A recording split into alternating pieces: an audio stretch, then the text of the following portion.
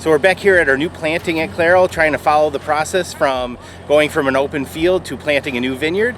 Today we're out digging soil pits to see what our soil type, depth, drainage, anything that we can find out about what's going on in the soils here.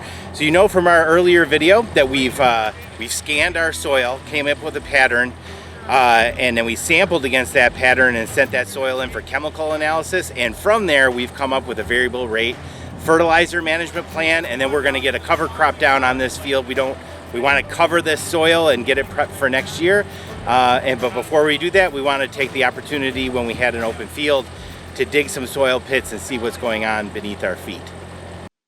In our previous video, we talked about how you could pull in the NRCS soils map into MyEV so that you could map it with other spatial data. Then we used a TDR probe across our field to come up with a soil moisture map for that vineyard to see where the water is going.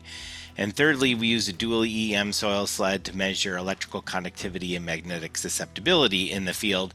And we used that pattern to stratify our soil samples against for which we sent in for chemical analysis, and we'll talk about some of those results and what we want to do with this field. The one last thing we want to do before we start fertilizing and planting a cover crop is to take a couple soil pits to see what's going on in the soil. So we dug 3 soil pits today.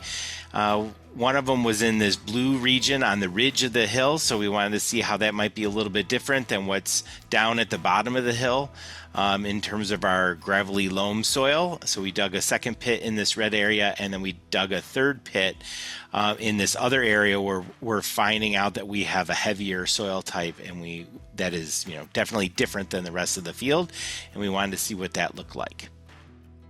So after taking in all those various sources of data, so whether it's the NRCS soils map, our TDR probe, our chemical analysis based on stratified samples from our dual EM sled, or our soil pit. So I put all that kind of information together and come up with a plan for this field in terms of its pre-plant decision. So on that ridge soil again, we have a deep gravel loam soil, and we found out today that it has a stone sublayer. So we know from this vein of soil that runs through the vineyard that it can tend to be somewhat droughty, so it's excessively well drained.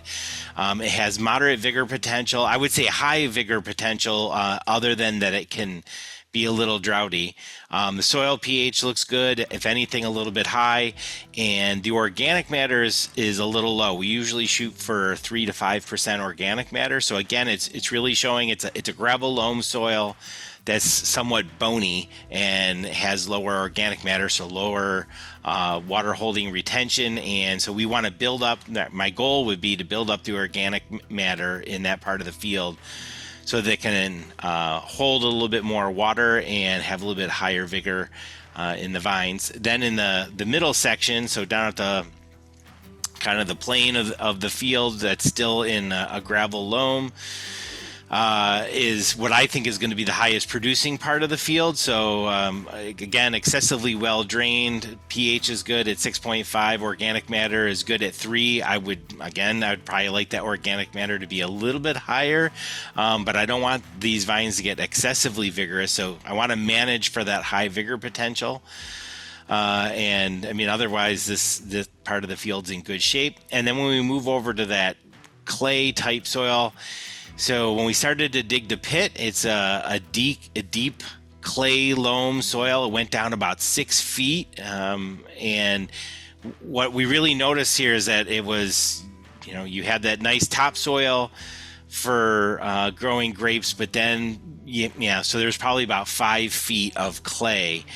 But what I really noticed was that there wasn't a lot of anoxic conditions. There was a little layer between the topsoil and that first layer of clay where maybe some of the water sits and, was causing some mottling. But I really didn't pick up any foul odors that you would tend to get if you had anoxic conditions and anaerobic respiration by the microorganisms there. So we kept digging that hole down. It's like, well, where is this water going if it's not sitting on top of the clay?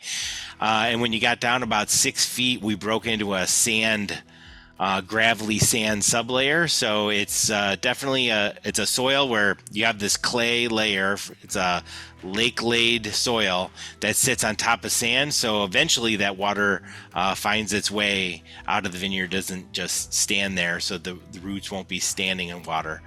But overall, we know that this section of the field is a little bit lower vigor, but now knowing what that soil type is like and what the underlying material is, we'll manage that for a little bit lower growth. We've done some rootstock work showing that on these types of clay soils, own-rooted concords do better than anything that's grafted. But I might manage it by putting the vines a little bit closer together, so I'm not asking each vine to do so much work. So based on all this information that we've gotten from our various sources of soil sampling and exploration, we have a really good idea of what the soil pattern is in the vineyard and what our goals are. So we're going to do two things next. One, we're going to do a little bit of variable rate nitrogen application across the field, and then we're going to lay down a cover crop, again, prepping for next year, just starting that process of trying to build up a little bit of organic matter in that soil. So we established a variable rate fertilizer map, which we fed into our ag leader system. The ag leader flow controller controls the rate on a PWM valve, which then controls the rate of the chain that's delivering material out the back of the machine. And then Dan can just drive the field and it will put down the rates of nitrogen application that we have set up in our map. And when that is done, we will turn around and use our no-till seeder, and we'll plant a cover crop, and I will do another video on that when we do it. If you ever have any questions, you can go to the EfficientVineyard.com website or email me at trb7@cornell.edu.